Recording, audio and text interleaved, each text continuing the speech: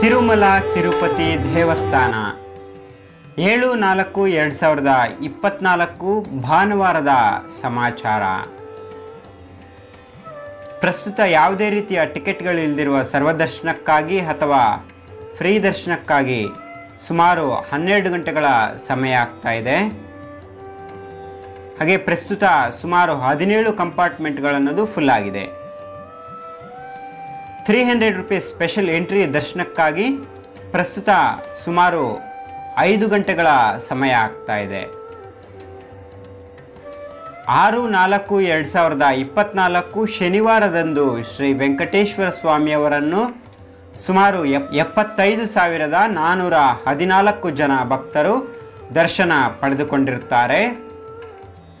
ಶನಿವಾರದಂದು ಶ್ರೀ ವೆಂಕಟೇಶ್ವರ ಸ್ವಾಮಿಯವರ ಹುಂಡಿ ಆದಾಯ ಸುಮಾರು 3,68,00,000 ರೂಪಾಯಿ.